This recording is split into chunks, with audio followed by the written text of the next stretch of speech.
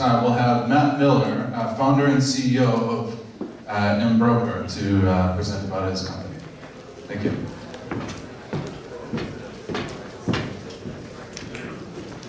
Great. Thank you, everyone. As mentioned, my name is Matt Miller. I'm the founder and CEO of Embroker. So Embroker is the world's first next-generation commercial insurance brokerage. So we work with businesses and provide them all lines of insurance: directors and officers, workers' compensation, general liability, basically everything that businesses use to manage risk. But in our case, we built a technology platform that both reduces the cost of risk for our customers and makes it easier for them and less painful to deal with insurance. We have a deep management team, both from technology and an insurance perspective, and we're currently licensed and working in all 50 states. And our mission simply is to make insurance work better for businesses of all types and sizes. So far, I think we're off to a pretty good start. We're growing quickly, and a quote from one of our customers that makes they were dealing with insurance before seemed ancient. So I think we feel great about progress and what we're doing now. But I thought it'd be useful to talk a little bit about just the context of commercial insurance in the U.S. I know it's not something that people are usually intimately familiar with, but it is useful to understand the business because it's an interesting one and it helps understand why there's an opportunity to do what we're doing. So firstly, I think there's just a basic question, which is, how does commercial insurance not work well? And there's really two ways. The first is that it's not a very good product, by which it's not easy to buy, it's not easy to use. Pretty much any way that you measure a product, it doesn't score well. And so this is an NPS of different use cases of insurance for current offerings. And so firstly, needless to say, it's negative. And secondly, these are digital use cases, so it probably overstates how well the industry is doing because a lot of things currently cannot be done online with insurance. But secondly, is that it's too expensive. And so when you look at commercial premium specifically, and where a dollar premium goes, so if you're a business and you buy an insurance policy, like where does that money actually go? Only 50% of it goes out to actually paying claims, which is direct losses. And that's pretty staggering when you think about a product that doesn't have any physical good. It's a financial asset, and yet 50% of it is actually paid out, and 50% of it goes to expenses. And that's really the problem that we're also trying to solve. And so I'll talk about them both in context. I think the first one is just a little bit of context for the different types of insurance. I think most people are familiar with personal lines, which is home and auto.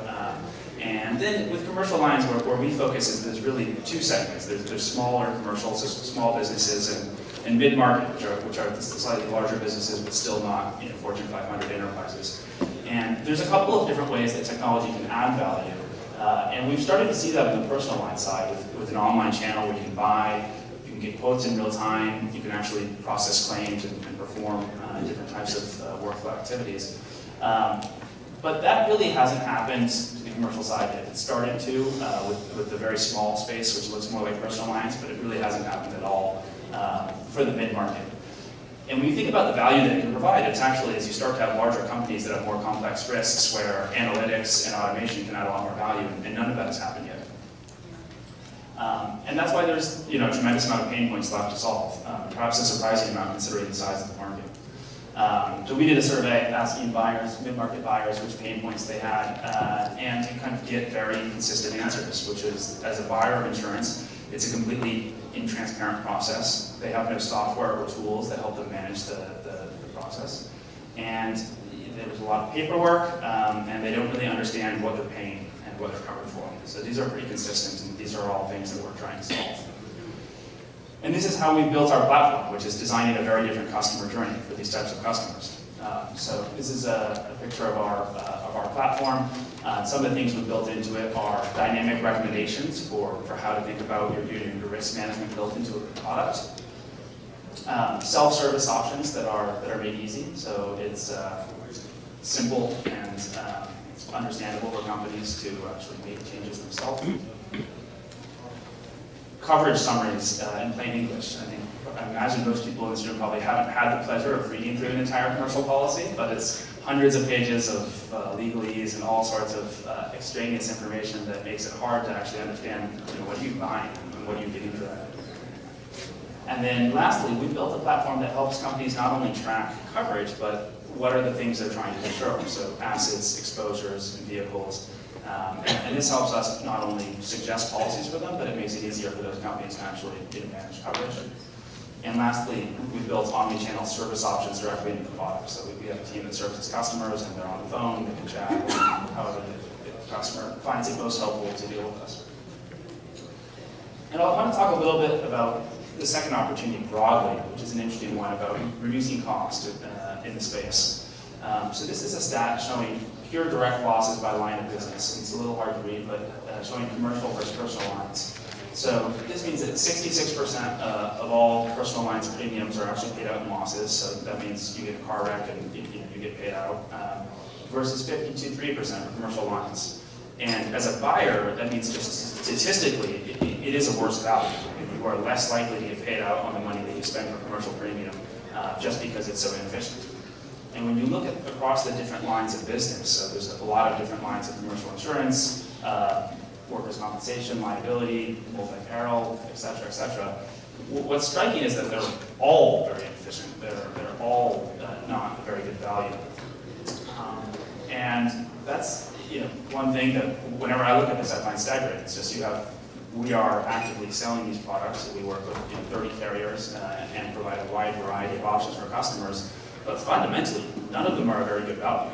I think companies are required to buy them, and they perform valuable risk management functions, but they're all too expensive. And when you look at why that's the case, there's some colors here that got lost, but where does the money go? So why is insurance so expensive? Part of it is distribution itself. So basically, 17% of all the money spent on policies actually goes to the distributor.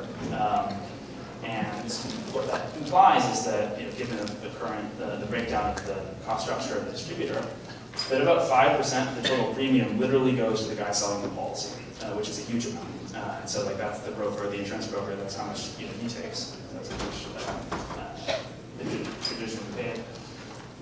And paperwork. So about 20% of the overall cost structure, both of the broker and the carrier, is paperwork that could be in one way, shape, or form automated. And to give a sense of the size of that, between those two numbers, that's about $100 billion of spending in the US alone that probably could go away, if we could just build a better product around it. But where it doesn't go is R&D. It's you can actually look at the P&L both of a carrier and of a broker in the US, and again, it's about between them, hundreds of billions of dollars of market cap in the US, and there's no R&D line item. No one is spending on R&D, particularly not on the broker side. And so that's where I think the opportunity really is to reinvest into R&D that can actually structurally reduce cost. And this is the way it could look. I think one of the things that's interesting is on the left, this is the cost structure of a carrier. And it's notable that the profit margin of carriers is around 3% before underwriting income. So it's not that they're earning a lot of money, it's just that they're not terribly efficient organizations. But if premiums are too expensive and they're only earning a 3% profit margin, begs the question of how do you fix that? And the way that you fix it is you need to build an entirely new cost structure, essentially. So you actually have to cut massive amounts of different parts of the cost structure so that the premium to the customer is more directly reinvested into losses, and you build all the functionality required of a carrier in a more cost-efficient, streamlined manner. So cutting out distribution, which is something that we, as a distributor, think needs to happen. So I think this is our current source of revenue, but we are going to build a more efficient operation and already have in many ways, and that will continue. And some of those savings will be passed back to the customer. And so general G&A is just general expenses and loss administration. These are areas that the carrier also spends massive amounts of money on that need to be cut pretty significantly. And fundamentally, when you look at this transition that's required in this world of cutting out a lot of cost from the top part and reinvesting it back, there are good precedents for this. So when you look at distribution in the airline and distribution in stock trading, the costs have dramatically been lowered over the last 25 years, from $50 to $15 in airlines and from $70 to less than $1 in stock trading. And what you see is that the usage of the product goes up, almost doubling the airline miles flown in the US, and more than a 40 times increase in the number of trades on the NYSE as the friction costs were reduced. And the drivers of this will be, I think, similar to commercial insurance. This is a quote from Hans Morris, who's one of our investors, around actually providing transparency and clarity and simplicity to decision-making processes will make it a core tool used by businesses, which is certainly our goal. And I think the last thing that I would like to leave people with, which is an interesting aspect of the business that we're in, and one of the things that I'm most excited about for the future of our business, is that because it's a financial product, the price elasticity of usage of insurance is not linear. It can grow up exponentially. And what that means basically is that right now we are limited in the types of things we can insure, the risks that we can insure, the outcomes we can insure, because it's so expensive and inefficient. But if we reduce friction cost enough, it will actually open up a whole new world of insurable assets and outcomes. And as somebody operating a business, you'll be able to insure things that wouldn't be possible to insure now, from weather-related outcomes to customer-related outcomes, and it'll be a much more useful risk management tool for businesses of all sizes. So that's something that we're extraordinarily excited about being a part of. That's it. So, emails there. I'd love to talk to anyone if you're interested in commercial insurance. Thank you.